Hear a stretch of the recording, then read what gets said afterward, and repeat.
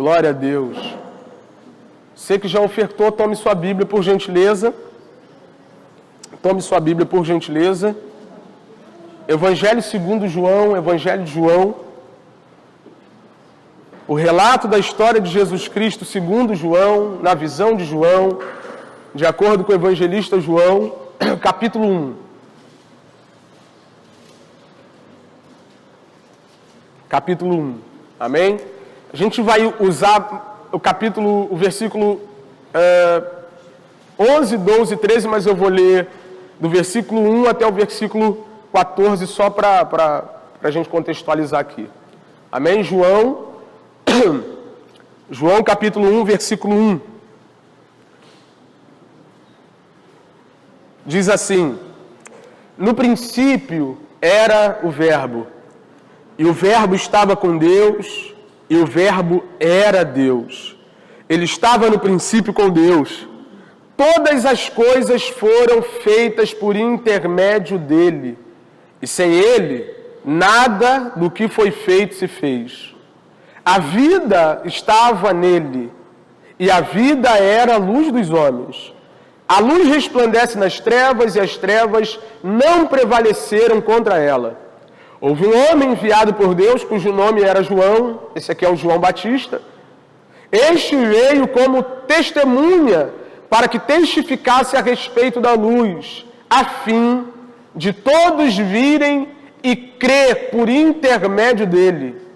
Ele não era luz, mas veio para que testificasse da luz, a saber, a verdadeira luz que vinha ao mundo ilumina a todo homem. O Verbo estava no mundo, o mundo foi feito por intermédio dele, mas o mundo não o conheceu. Veio para o que era seu, e os seus não receberam.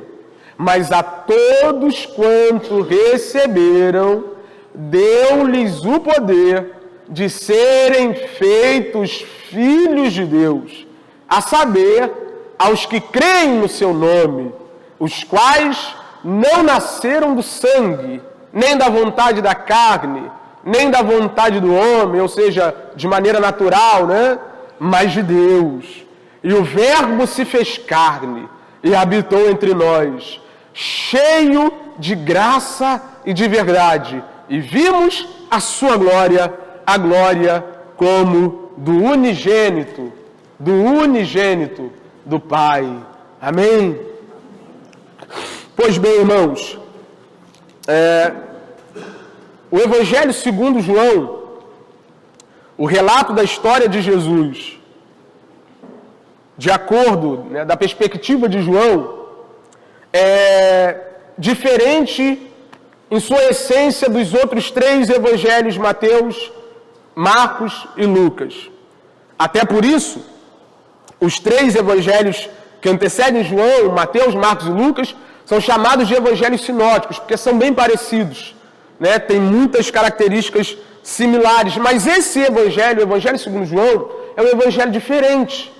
É um dos pais da igreja, na verdade, um dos mais famosos, Clemente de Alexandria, do segundo século, ele disse que esse evangelho de João é um evangelho espiritual. E por que Clemente chamou o evangelho de João de evangelho espiritual? Por causa do conteúdo dele. Os outros evangelhos focaram nas obras de Jesus, focaram na pessoa de Jesus, focaram no serviço de Jesus, mas esse evangelho aqui foca na divindade de Jesus. João, de acordo com a maioria dos estudiosos, a maioria dos historiadores concordam, que ele escreveu esse evangelho já no final do primeiro século. Ele foi o único apóstolo que não foi martirizado, que não morreu na mão do império. E no final do primeiro século, lá por volta dos anos 90, do primeiro século da era cristã, João, o único apóstolo vivo, um dos únicos que teve um encontro com Cristo Jesus em carne, que presenciou, que viu tudo que Jesus fez, se viu obrigado a escrever um relato acerca da vida de Jesus para deixar bem claro, para provar que aquele de fato era o Filho de Deus, uma vez que algumas pessoas naquela época estavam se levantando para negar a divindade de Cristo.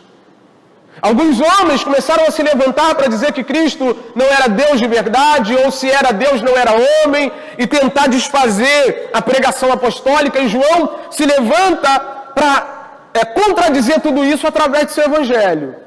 E por isso o evangelho de João, o evangelho segundo João, ele tem duas finalidades. A primeira finalidade é apologética, é a defesa da fé. Ele defende, ele argumenta contra essas falsas doutrinas, falsos ensinos, por meio daquilo que ele escreveu. E, consequentemente, também acaba sendo uma obra evangelística. A partir do que ele escreveu aqui, a gente vai ver isso aqui rapidinho, a partir do que ele escreveu, ele prova que Jesus é o Filho de Deus, é o próprio Deus, a fim de que os leitores dessa obra acreditassem nisso. Acreditassem que Jesus era o Filho de Deus e por meio da fé no Filho de Deus fossem salvos. Amém? Alguém está contigo, Giovanni? Bota pra gente capítulo 20, versículo 30, que a gente vai ver por que o Evangelho foi escrito. Capítulo 20, versículo 30, diz assim, Jesus realizou na presença dos seus discípulos muitos outros sinais miraculosos, que não estão registrados neste livro, versículo 31. Mas estes foram escritos para que vocês creiam que Jesus é o Cristo, o Filho de Deus, e crendo, tenham vida em seu nome. Esse aqui é o propósito pelo qual João escreveu essa obra. Ele argumenta, tem todo um contexto argumentativo, ele mostra através dos sinais, através dos milagres, através das declarações de Cristo que ele é o Filho de Deus, e provando que Cristo é o Filho de Deus, ele espera que aqueles que ouviram a mensagem, que leram o conteúdo, acreditassem na mensagem e através da fé alcançassem salvação no Filho do Senhor, nosso Deus. É por isso que ele escreveu. E levando tudo isso em consideração, a gente olha para o capítulo 1, em especial o que nós lemos aqui, nós vamos ver que João não começa o seu evangelho como os outros, né? Os outros já começam entrando na narrativa, falando sobre a obra de Jesus, sobre a história de Jesus, mas antes de começar a falar sobre a história de Jesus, ele faz um prólogozinho aqui, um discurso, que resume um pouco daquilo que ele vai falar, né? Você já leu o livro? Quem já leu o livro aqui? Você já leu o livro? Um livro, né? E quando você vai ler um livro, geralmente tem duas coisas no início do livro. Duas coisas. A primeira coisa que tem lá é uma introdução. E a segunda coisa que tem lá é um prefácio. Amém? Não é isso que tem lá? E o que é o prefácio? O prefácio é alguém que comenta o que você vai ler a partir daquele momento. Geralmente, a pessoa que escreve um livro dá para outra pessoa prefaciar o livro. Aí a pessoa lê o livro todinho e escreve o que ela achou acerca do livro, fala um pouco do conteúdo. João vai escrever o seu livro, vai escrever o seu evangelho, mas ele mesmo vai prefaciar o seu evangelho. Ele mesmo vai colocar ali um discursozinho, um prefácio, um prólogo, para mostrar o que está vindo por aí. E dentro desse prólogo ele fala tanta coisa maravilhosa. Na verdade, em casa, né, na minha solitude lá, eu leio essas coisas aqui chorando, com o coração pulsando, porque ele mostra diversas coisas aqui acerca do Filho de Deus, que eu não vou ter tempo para detalhar, mas eu vou ler correndo aqui para que você entenda o que ele fala aqui acerca do Filho de Deus. Em primeiro lugar, ele chama o Filho de Deus do verbo, logos, no grego, a própria palavra de Deus. Ele prefere descrever Jesus como a palavra de Deus, que estava com Deus desde sempre, desde a eternidade, né? Ao longo do que nós lemos aqui, ele diz que o verbo é eterno, o verbo tem íntima comunhão com Deus Pai desde a eternidade, o verbo é o próprio Deus, o verbo é criador de todas as coisas, o verbo tem vida em si mesmo. E aí a mais terrível é o versículo 14, que eu vou ler o versículo 14 de novo, ele diz: o verbo se fez carne e habitou entre nós, cheio de graça e de verdade, e vimos a sua glória, como do unigênito do Pai. Isso aqui para você pode não ter muito peso, mas deveria ter. Porque não houve maior humilhação para o Filho de Deus, que era o próprio Deus, do que ter feito isso aqui, encarnar. O Criador se fez criatura, se diminuiu, se esvaziou. O próprio Deus, o Filho de Deus, veio a essa terra e andou por essa terra como um de nós. E isso é algo, é tão maravilhoso que tem gente que custa acreditar. É por isso que João precisa escrever isso aqui e provar. Eu vi o Filho de Deus, eu toquei nele, ele encarnou. E o texto diz que ele habitou entre nós. A palavra que é usada aqui, ou as palavras que são usadas, diz que o Filho de Deus, o próprio Deus, armou a sua tenda entre os homens. O próprio Deus veio habitar no meio de nós. Emanuel, Deus conosco. Sabe? Às vezes nós fazemos tanta questão de que algumas pessoas estejam entre nós. Você não? Já viu quando você faz aquela festa, aí você manda aquele convite no WhatsApp para todo mundo, né? Que agora é o WhatsApp. Você faz lá o videozinho, a gente recebeu o convite da nossa irmã Maria Fernanda, que fez 2 aninhos, por esses dias aí. Agora é assim, você manda lá no WhatsApp. Irmão, e quando você faz uma festa e convida alguém, você está contando que aquela pessoa vai lá. E quando aquela pessoa não vai na sua festa e não dá uma justificativa, ou ainda que dê, geralmente a gente se sente ofendido. A gente se sente triste, fala, poxa, fulano não veio. Ciclano não veio. Sabe? E é legítimo, tá bom? Eu não estou dizendo nada contra isso. É legítimo que nós nos sintamos assim. Só que eu estou dizendo para você que quem veio para a festa da humanidade foi o próprio Deus. O Filho de Deus encarnou e veio para o meio de nós. Ele desceu da glória dele, largou o trono dele, as prerrogativas divinas para estar aqui. E isso é motivo de nós o adorarmos, o celebrarmos eternamente. Ele se compadeceu de nós a ponto de se fazer um de nós. É isso que esse prólogo aqui diz para nós. Mas também diz uma coisa extraordinária, que é o que eu quero pregar essa manhã e já terminar. No versículo 11 ele diz que esse verbo, Filho de Deus, ele veio, e aqui tem um joguinho de palavras, você pode colocar para a gente, Giovanni? Olha o que o texto diz, ó. Veio para o que era seu no singular, mas os seus, no plural, né, não o receberam. Tem um joguinho de palavra aqui. Algumas pessoas acreditam que João está falando única e exclusivamente do povo judeu, o povo eleito, né, o povo escolhido de Deus naquela época. Só que esse jogo de palavras sugere outra coisa. Esse jogo de palavras, sobretudo quando a gente lê o versículo 10, que diz assim, ó, o verbo estava no mundo, o mundo foi feito por intermédio dele, mas o mundo não o conheceu. Né? Por esse joguinho de palavras, é mais fácil acreditar que quando o texto diz, veio para o que era seu, esse seu se refere ao mundo, porque ele é dono de tudo. Ele é dono de tudo. Olha o que o versículo 3 diz, irmão. Todas as coisas foram feitas, criadas por intermédio dele. Sem ele, nada do que foi feito se fez. Ele fez tudo e é dono de tudo. Por isso, esse seu aqui no texto, né, parece estar dizendo que ele veio ao mundo, que era seu, dono de tudo. Aí ele veio ao mundo. E aí o texto conclui, né, mas os seus, aí no plural, aí já fala do povo. Já fala da raça escolhida, eleita, o povo hebreu, o povo de Israel. Esse povo rejeitou o Messias. Esse povo abriu mão do Messias. E a gente sabe por que fez isso. Vem aí num outro dia que você vai saber também. Né? Não é o assunto hoje.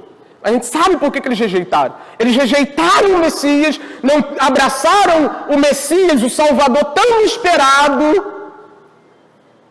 Isso aqui está falando da rejeição do Messias, mas aí o texto anda. Esse povo rejeitou. Os judeus, o povo que tinha profecia, o povo que tinha promessa, esse povo rejeitou. Aí ele diz, contudo, se alguém rejeitou, se alguém abriu mão, se alguém não recebeu, contudo, aos que receberam, aos que creram em seu nome, deu-lhes o direito de se tornarem filhos de Deus. Não importa quem rejeitou, quem recebeu, se tornou filho de Deus por meio do Verbo encarnado. E aqui eu queria partilhar algumas coisas com vocês. Porque isso aqui diz muita coisa para nós. Não só isso, mas também com o versículo 13. Põe o 13, Giovanni. Que a partir de agora eu vou aos quais, está falando dos que receberam, né? Foram feitos filhos de Deus, aos quais não nasceram por descendência natural, ou seja, não nasceram como nós nascemos das nossas mães, não foram feitos de forma natural, né? Nem pela vontade da carne, nem pela vontade de algum homem, mas nasceram do próprio Deus, foram gerados do próprio Deus. E aqui eu queria considerar algumas coisas com vocês e já encerrar. Primeira coisa, o texto diz no versículo 12, levando em consideração Mose, que algumas pessoas o rejeitaram, mas os que receberam, esses foram feitos filhos de Deus. A primeira coisa que isso nos comunica é que nem todo mundo é filho de Deus. Irmão, isso aqui parece um escândalo. Porque nós crescemos numa cultura que abraçou o conceito de paternidade universal de Deus.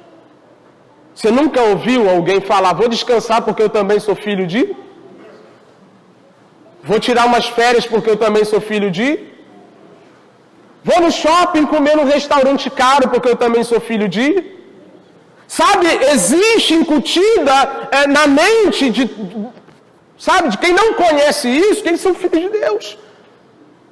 E por um lado, a partir de uma perspectiva são, mas eles não são filhos de Deus no sentido mais estrito da palavra. A Bíblia chama ou mostra que Deus é Pai em 4 aspectos. 2 eu vou eliminar porque não vem ao caso, vou falar de 2 que são os interessantes aqui.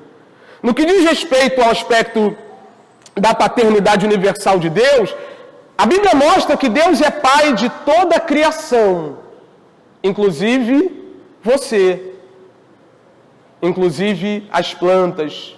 Tem um texto de Jó, eu esqueci de anotar ele, que diz que Deus é Pai da chuva. Então, quanto Criador, Deus é Pai de tudo, mas no sentido mais estrito, Ele é Pai dos crentes, irmão. A família de Deus é composta por aqueles que acreditaram, creram no Filho de Deus, no Verbo encarnado, Cristo Jesus, nosso Senhor. A família de Deus é constituída por aqueles que receberam o Filho de Deus como Salvador de sua vida. E a gente precisa compreender isso. Não é fácil para algumas pessoas ouvirem isso, mas é a maior verdade do mundo. O maior exemplo disso, você vai entender o que eu vou te falar, é agora.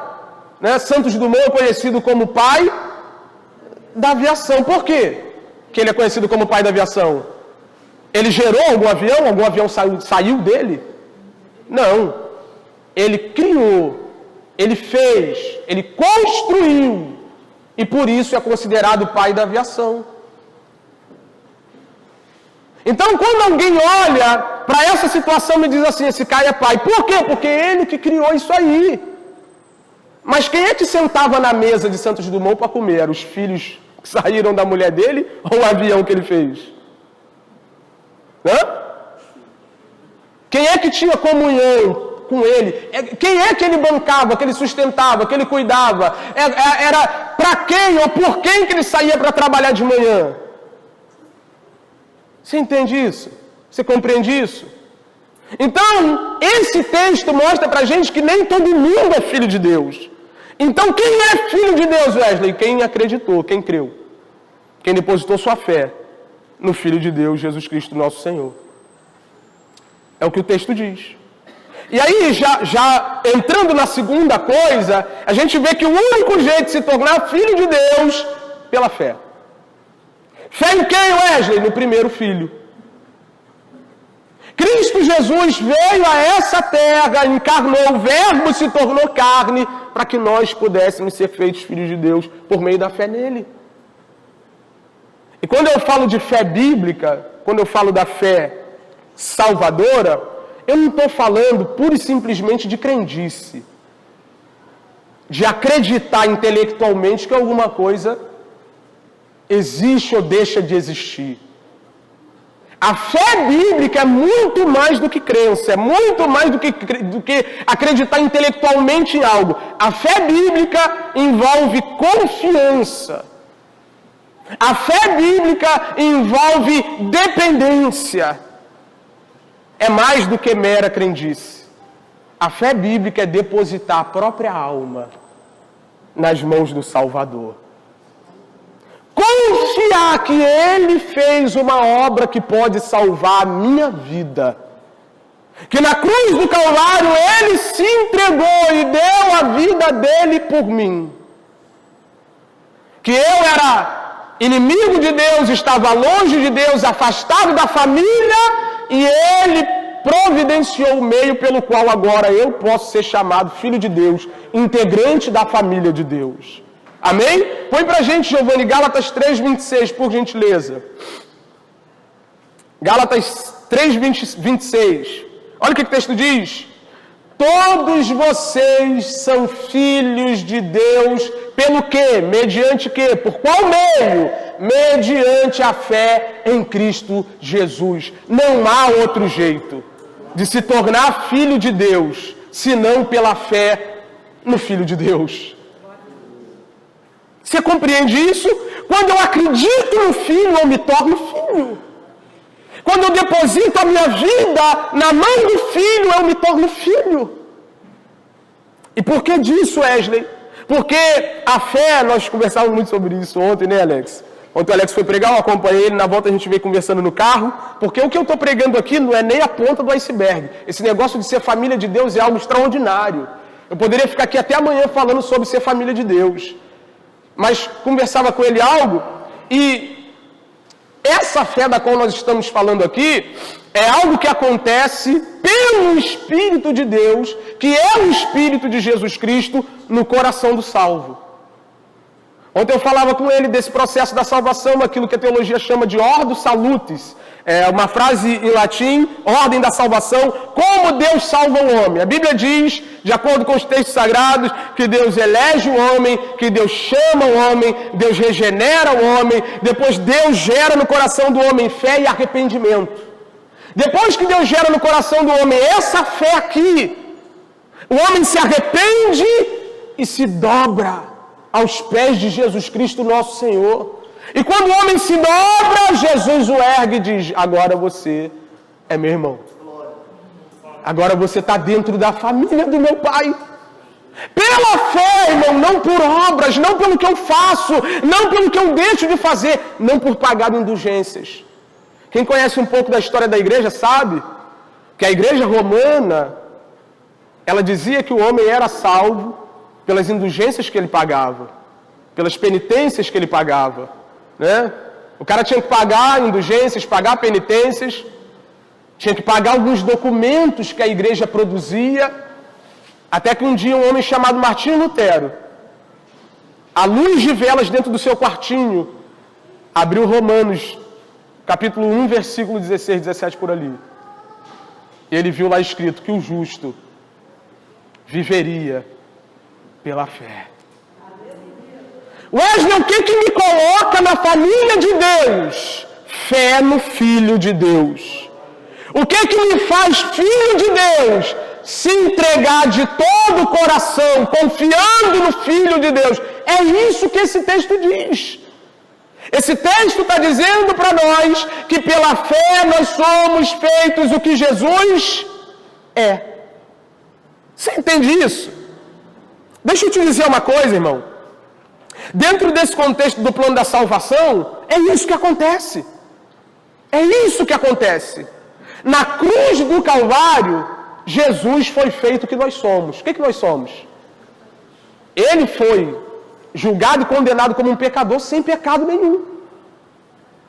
Na cruz do Calvário, ele é feito pecado por nós. Mas em Cristo Jesus, nós somos feito o que ele é. Se na cruz ele foi feito o que nós somos, nele nós somos feitos exatamente o que ele é, filhos de Deus.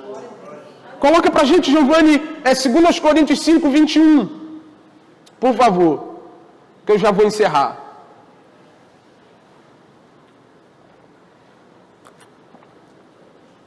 Olha lá. Deus tornou pecado por nós aquele que não tinha pecado. Quem é o aquele? Está falando de Jesus. Para que nele quem? Em Jesus, nos tornássemos justiça de Deus. Então Jesus se tornou pecado por nós, para que nele nós fôssemos feitos aquilo que ele é. Sabe, não há outro caminho, não há outro jeito. Jesus é a porta de entrada para a família de Deus. Não há outro jeito de fazer parte da família de Deus, senão entrando por aquele que era. Isso aqui é terrível, irmão. Eu fico emocionado. Olha o que o versículo 14 diz. Nós lemos aqui: e o Verbo se fez carne e habitou entre nós, cheio de graça e de verdade, e vimos a sua glória, a glória como do unigênito. Unigênito. O que é unigênito?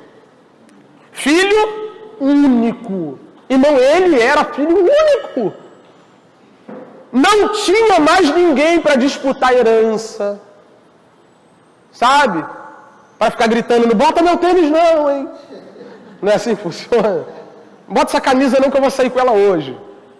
Lá em casa era terrível, né? Aí quando via, já estava na rua com o tênis no pé. Vai fazer o quê? Às vezes a gente brigava na rua assim mesmo, mas... Sabe, não tinha ninguém para disputar nada com Cristo. Ele era unigênito, herdeiro de todas essas coisas. E aí o unigênito, desceu da sua glória. Deixou suas prerrogativas divinas. Como diz capítulo 2 de Filipenses, se humilhou, tomando forma de servo, fazendo-se semelhante aos homens. O unigênito vem embora do céu para a terra para se tornar primogênito. O que é primogênito, irmão? O irmão mais velho.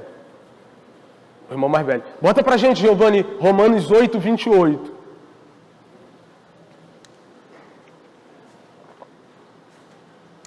Olha o que diz.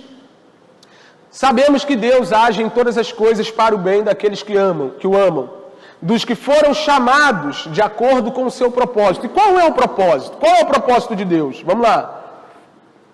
Pois aqueles que de antemão conheceu também os predestinou. Para quê? Qual era o propósito? Para serem conformes à imagem do seu Filho, a fim de que ele seja primogênito. De quê? De muitos? É isso aqui. O plano de Deus enviar Jesus para a terra era fazer com que Jesus aqui na terra resgatasse uma família para Deus. E o único jeito de fazer parte dessa família é acreditando na obra que esse primogênito fez pelo restante dos irmãos. Então entenda isso. Entenda de uma vez por todas. O único jeito, a única maneira de ser feito filho de Deus é confiando no Filho de Deus. É entregando a vida para o Filho de Deus. É depositando fé no Filho de Deus. É se rendendo ao Filho de Deus. É o único jeito. Não tem outro jeito. Amém? E quando nós chegamos a esse ponto de depositarmos a nossa fé no Filho de Deus, é porque Deus já fez muita coisa na nossa vida. Inclusive, já colocou o Espírito dele dentro de nós. Amém? E aí, uma vez que o Espírito do Filho está dentro de você, acontece uma coisa fenomenal. Capítulo 8 ainda, Giovanni, de Romanos. Capítulo 8 de Romanos, versículo 14, por gentileza. Olha o que diz. Porque todos os que são guiados pelo Espírito de Deus são filhos de Deus. Eu não ando mais pelo que eu penso, acho ou desejo achar. Sou guiado pelo Espírito daquele que me salvou. É o Espírito do próprio Filho, que é Deus, que habita dentro de mim. A partir de hoje eu sou guiado. Ele fala, vai para cá, vai para lá, faz isso, faz aquilo. Sabe?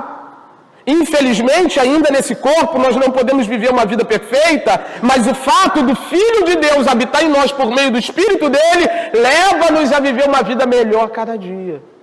E aí o que mentia não mente mais, o que roubava não rouba mais, o que adulterava não adultera mais, e a vida vai mudando de forma progressiva. Por quê? Porque quem guia a vida da família de Deus é o Espírito do primogênito de muitos irmãos. Amém? Continua, Giovanni, versículo 15. Olha o que ele diz. Pois vocês não receberam um espírito que os escravize para novamente temer, mas receberam um espírito que os adota como filhos, por meio do qual clamamos, Abba, Pai. Por esse Espírito, é pelo Espírito de Deus, que eu consigo chamar Deus de Abba. E essa palavra aqui era uma palavra terrível. Quando você se referia a Deus com essa palavra. Isso aqui era uma blasfêmia, irmão, para os religiosos da época. Porque isso aqui é como se essa menininha que está aqui no colo da mamãe olhasse para o papai dela e chamasse ele de papai com o coração mais puro possível, com o coração mais amoroso possível e de forma mais íntima possível. Isso aqui era muita intimidade para alguém se referir a um Deus tão grande, tão santo. Não é? Mas é isso que Jesus veio mostrar por meio da sua vida. Que Deus nunca quis com o homem um relacionamento de chefe e escravos, patrão e serviçais. O que Deus queria com o homem não entendeu, é que ele queria ser pai. Ele queria um relacionamento íntimo. E agora que o Espírito do Filho habita em nós, a gente olha para o céu e não vê mais um carrasco que vai matar todo mundo por causa da desobediência. Agora a gente vê um Pai bondoso que deu o seu único Filho para que todo aquele que nele crê não pereça, mas tenha vida eterna. Amém? Continua, Giovanni, para a gente. O próprio Espírito testemunha ao nosso Espírito que somos filhos de Deus. Sabe? O Espírito de Deus fica aí dentro de você, dizendo para você o tempo todo, você é um filho, cara. Você é um filho, você não precisa ficar pagando promessa. Cara, vamos lá. Você chega na casa do seu pai ou na sua própria casa, você que mora com seu pai, e pede licença para abrir a geladeira. Isso não, irmão, isso não tem cabimento. Isso não tem cabimento. Vocês que são pais, isso faz parte da educação, né? Lava um banheiro, varre um quintal, isso faz parte da educação. Mas é por causa disso que vocês colocam comida na mesa? Sim ou não? Claro que não. Vocês colocam comida na mesa porque vocês amam o filho de vocês. Vocês cuidam deles porque vocês amam eles. Sabe? E algumas pessoas querem colocar na nossa mente que a gente tem que convencer a Deus de nos abençoar. Sabe, a gente quer ficar comprando o favor divino. Algumas pessoas tentam nos convencer de que a gente tem que fazer campanha, dar 7 voltas da vitória, subir 8 vezes ao monte para receber aquilo que o nosso Pai nos daria. Sem nós pedirmos. Porque isso que é um papel de um pai. Então uma pessoa que tem o Espírito de Deus, ela não cai nesse laço de tentar comprar o favor divino. Não, eu vou provocar o meu milagre, irmão. Ou você está falando com um pai ou você está falando com um patrão. Você tem que escolher, porque as duas coisas... E ainda que seu pai seja o seu patrão em casa, dentro do contexto de intimidade, tratamento é de pai para filho. Ou deveria ser. Sabe? Você compreende isso? O Espírito de Deus comunica ao nosso espírito que nós somos filhos de Deus. Põe para a gente, Giovanni, Gálatas, por gentileza. Versículo 6.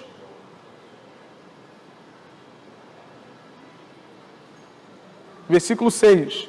Olha o que ele diz. Irmãos... Não, perdão. Versículo 6. É 3... É 4, 6. 4, 6. Olha o que ele diz. E porque vocês são filhos, Deus enviou o Espírito do seu Filho aos seus corações, o qual clama, Abba, Pai. O Espírito de Deus que habita no cristão é o Espírito de Jesus Cristo. E toda a intimidade e comunhão que Jesus tinha com o Pai, você também tem. Todo o acesso que o Filho tinha com o Pai, tem com o Pai, você também tem. Você não precisa, nunca mais, de pedir que alguém vá a Deus por você. Por quê? Porque o mediador já habita em você. O único mediador entre Deus e os homens não é o pastor, não sou eu. Sabe? Não sou eu, irmão. Não é o irmão que entrega, desentrega, que revela ou não revela. É você e seu pai. Você só pede para sua mãe pedir alguma coisa quando sabe que está no erro, né? Fala, mãe, fala lá com meu pai lá. Não é assim que funciona? É ou não? Mas se tratando de Deus, irmão, a gente sempre vai estar no erro. E ainda assim, com muita misericórdia, Ele nos recebe em Sua presença. Esse é o nosso Deus. Amém? Vou finalizar. Agora eu finalizo sério. Vamos lá. Então, já que nós somos filhos de Deus, já que Deus é o nosso Pai, já que Ele é o nosso Pai, eu queria falar de 3 coisas, 3 implicações nesse relacionamento pai, filho, filho e pai. Amém? Primeira coisa que eu queria falar com você sobre esse relacionamento é que Deus é um pai bom que cuida dos seus filhos. Amém? Amém? Deus é um pai bom que cuida dos seus filhos. Põe pra gente Mateus 6, versículo 31, Giovanni.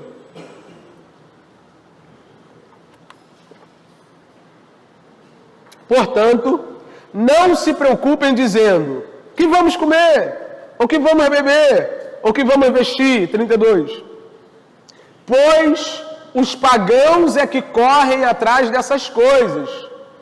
Quando ele fala pagãos aqui, no meu está gentios, né? Ele está falando o povo de fora da aliança.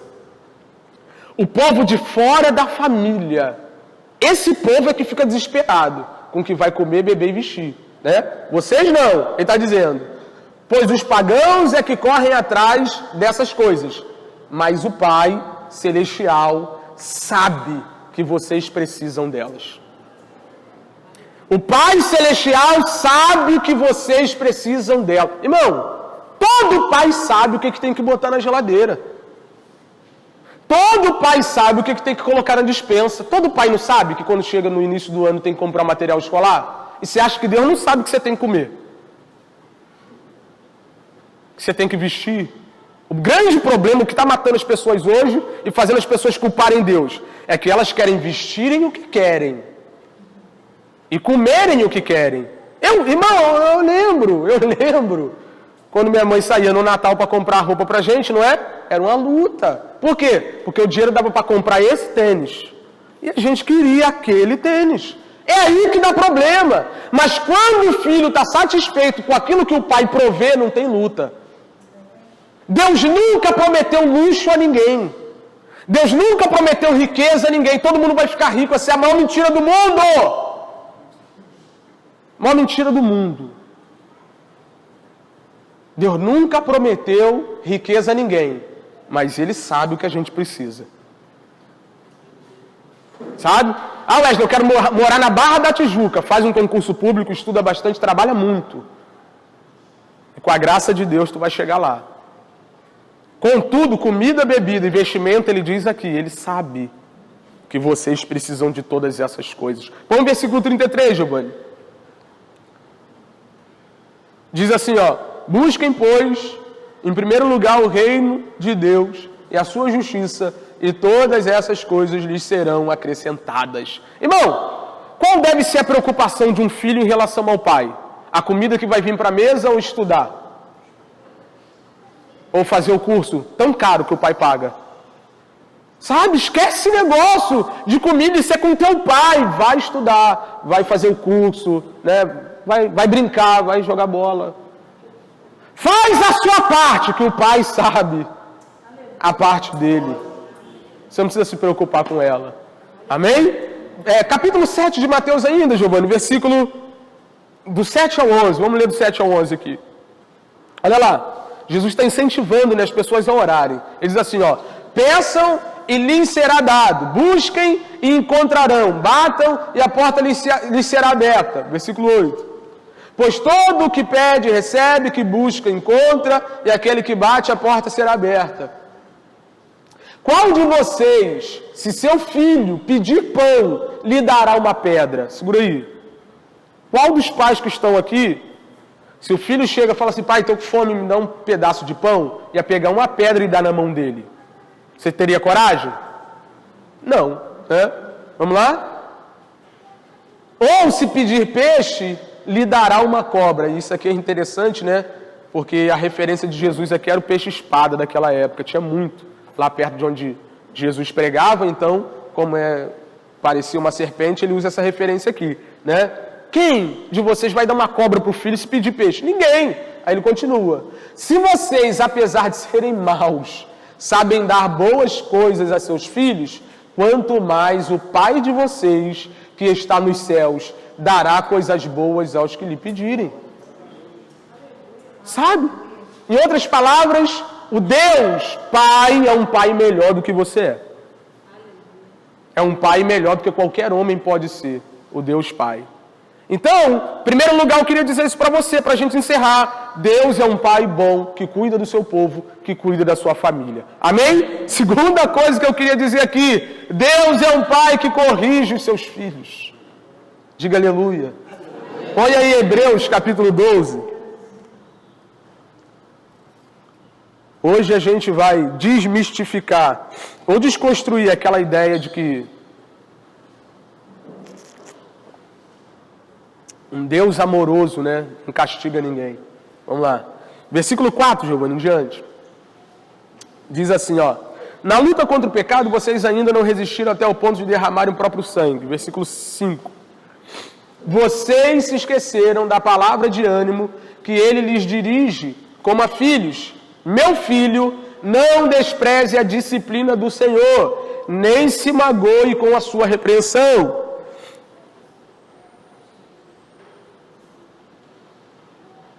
Até o 8 que nós vamos.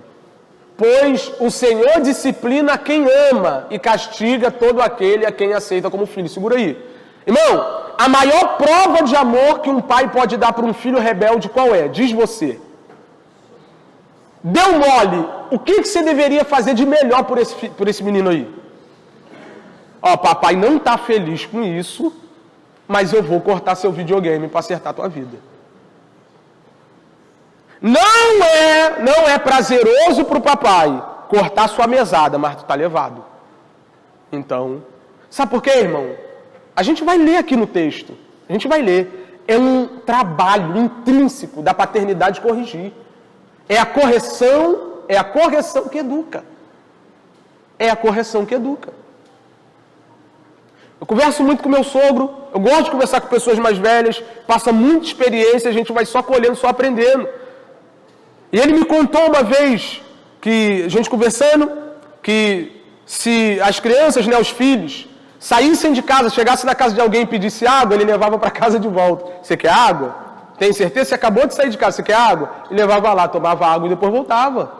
É assim que se ensina uma pessoa a crescer com educação. Quando você negligencia essa parte com pena da criança, você está estragando ela. E Deus não é um pai negligente. Deus não é um pai negligente. E o texto diz que ele disciplina quem ama e castiga aquele a quem aceita como filho. Se você faz parte da família de Deus, você vai ter que lidar com a disciplina dele. Não tem para onde correr. Prossegue, Giovanni, para a gente. Suportem as dificuldades, recebendo-as como disciplina. Deus os trata como filhos, pois qual filho que não é disciplinado por seu pai? Qual? Qual é o filho que não recebe disciplina do pai? Qual é o filho que não é corrigido pelo pai, que não é educado pelo pai? Qual? A Bíblia está perguntando, né? E aí ele continua, versículo 8 a gente encerra. Se vocês não são disciplinados, e a disciplina é para todos os filhos, então vocês não são filhos legítimos, mas sim ilegítimos. Sabe o que a minha versão diz? Quem não tem correção não é filho, é bastardo. É bastardo. Você já viu isso, né? Uma criança que vive pela rua, aprontando, e taca a pedra na casa do vizinho, xinga todo mundo e tal. Primeira coisa que as pessoas pensam é, essa criança não tem pai, não? Não é assim que funciona? Agora, quando uma criança é disciplinada pelo pai, e os vizinhos sabem que o pai não dá mole para aquela criança, a criança passa pela rua fazendo besteira, o vizinho grita, deixa teu pai chegar só, que eu vou falar com ele. É assim ou não é? Por quê? Porque todo mundo sabe que aquela criança ali, por mais travessa que seja, tem um pai que se comporta como pai. Ela não é um jogado, não é não. Todo pai tem, por obrigação, de disciplinar os seus filhos. E a gente precisa entender isso. Amém? Se você disciplina o seu filho para o bem, passar as lutas que tem passado na presença de Deus, é para o seu bem também, é para o seu crescimento, é para o seu progresso espiritual. E a gente encerra no capítulo 8 de Romanos, para a gente, Gilma. Capítulo 8 de Romanos, versículo 17. Versículo 17. Diz assim, ó. Se somos filhos, então somos... Eu acho essa uma das melhores partes de ser filho. Né? O filho tem um pai bom, que é provedor, que cuida dele, mas que também o corrige, e a gente conclui dizendo que o filho é herdeiro de tudo que o pai tem. Tem pai que deixa muito, tem pai que deixa pouco, mas a gente sempre herda um negocinho. É ou não é?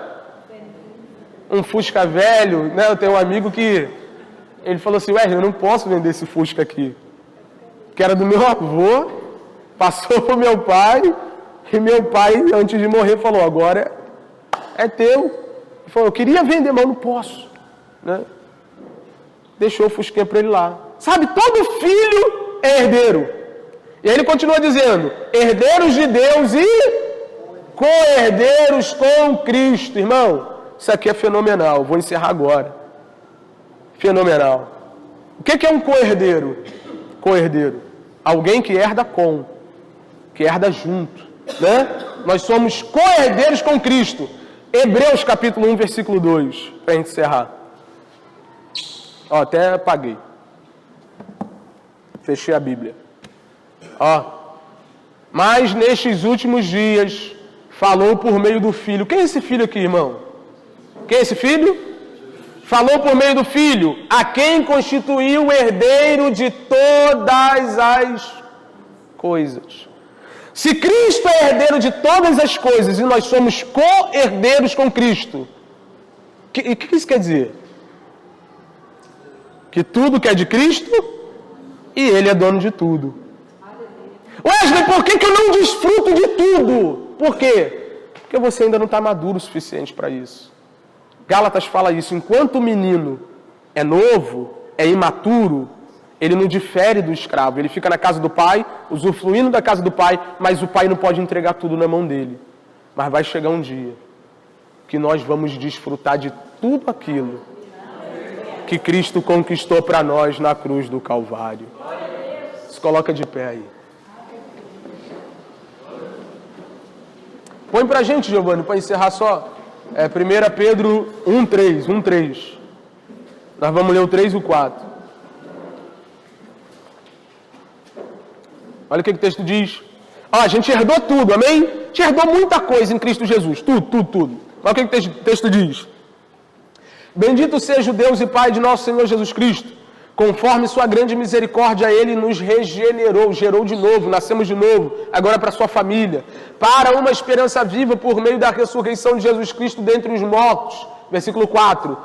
Para uma herança que jamais poderá perecer, macular-se ou perder o seu valor, herança guardada nos céus para vocês. Não mancha, não perece, não estraga, sabe? Irmão, todo o dinheiro dessa vida vai perecer. O ouro vai perecer, a prata vai perecer, as mansões vão perecer, não vai sobrar pedra sobre pedra. Mas a maior parte da herança que nós recebemos em Cristo Jesus é essa aqui.